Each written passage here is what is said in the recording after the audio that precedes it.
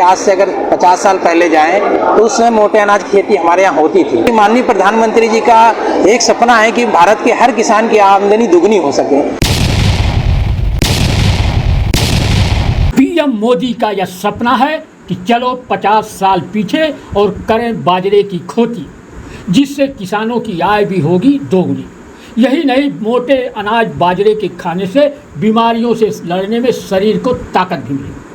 PM Modi के इस सपने को साकार करने के लिए यूपी के आजमगढ़ में कृषि विभाग ने मिलेट्स पुनरुद्धार की कवायद शुरू कर दी। कृषि विभाग के कार्यक्रम को जानने के बारे में पहले हम आपको बताते हैं कि आखिर मिलेट है क्या, जिसे सरकारी अधिकारी मिलेट्स कहते जा रहे हैं। कम पढ़े लिखे और गाँव के बच्चे पहले यह जान ले कि मिलेट किसे कहते हैं। मिलेट का मतलब वही होता है जिसे हम बाजरा कहते हैं। किसानों के बच्चे बाजरा आसानी से जान जाएंगे, क्योंकि वो बाजरा की फसल पशुओं के लिए बोते हैं और समय समय पर काटते भी हैं और पशुओं को खिलाते भी। इसी बाजरे को ही अक्सर अंग्रेजी में मिलेट कह रहे हैं। अब चलते हैं कृषि विभाग के आजमगढ़ में आयोजित मिलेट्स पुनरुद्धार के तहत शिक्षकों के कार्यशाला की ओर।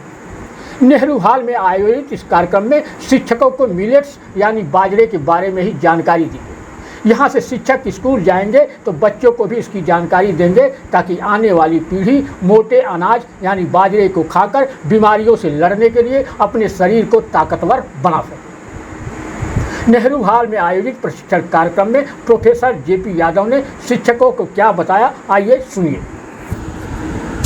हमारे जनपद आजमगढ़ के शिक्षक हैं, उनको यहाँ पे बुला करके, जैसा कि हमारी भारत सरकार और राज्य सरकार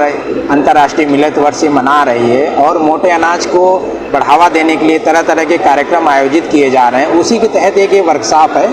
कि शिक्षक लोगों को इस मोटे अनाज के बारे में जानकारी दी जाए, इनको बताया जाए, ताकि अपने विद्यालय में पहुंचकर जो बच्चे वहां आ रहे हैं उनको भी इससे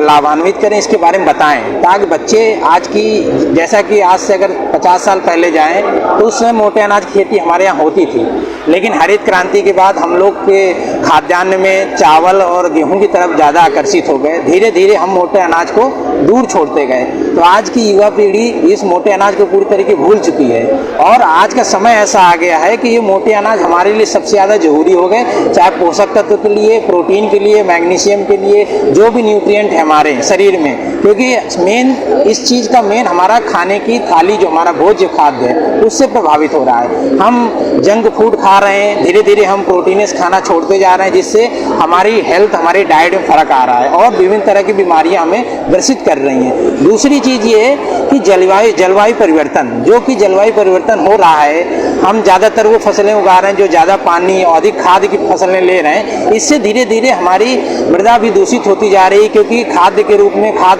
हम यूरिया DAP के ज़्यादा यूज करके हम धीरे धीरे मिट्टी को जहरीली बनाते जा रहे हैं। तो इस समय आया कि हम इन मिलेट्स, क्योंकि मिलेट्स जो होता है वो कम पानी और कम खाद से भी उगाया जा सकता है, जो मिट्टी जो उपजाऊ नहीं होती, खराब मिट्टी में भी इसका प्रोडक्शन किया जा सकता है, तो हम कह सकते हैं कि इसको कहीं भी उगा सकते हैं। दूसरी चीज़, जैसे कि माननीय प्रधानमंत्री जी का एक सपना है कि भारत के हर किसान की आमदनी दुगनी हो सके, इससे हम आमदनी भी बढ़ा सकते हैं, क्योंकि लागत हमारी क्या होती है, आमदनी बढ़ाने के लिए हमें अपनी लागत को कम करना पड़ेगा। जब हम इसको हर तरीके, किसी भी प्रकार की मिट्टी में कम पानी, कम फर्टिलाइजर में उगा लेंगे तो लागत ऑटोमेटिक कम हो जाएगी और इसका प्रोडक्शन जब होता है, मार्केट में जाता है, इसकी मार्केट वैल्यू ज़्यादा होती है और इससे हमें ज़्यादा से ज़्यादा फायदा मिलता है। तो ये वर्कशॉप का मेन उद्देश्य यही है कि इन शिक्षकों को बुला करके इसके महत्व के बारे में, मिलेट्स कितने प्रकार के होते हैं, इनका क्या होता है, इनको उपयोग कैसे किया जा सकता है, इनको कैसे बनाया जा सकता है, इन सब चीज़ के बारे में बताकर इन शिक्षकों को बताया जाए और ये अपने स्तर से अपने कॉलेजों के बच्चों को इसके बारे में जागृत करें, ताकि वो बच्चे जो देश का भविष्य हैं, ये जा करके फिर अपने मिलेट्स के बारे में जानें, जिसको हमारी युवा पीढ़ी भूल चुकी है, उसके बारे में जानकर इनकी उपयोगिता को सिद्ध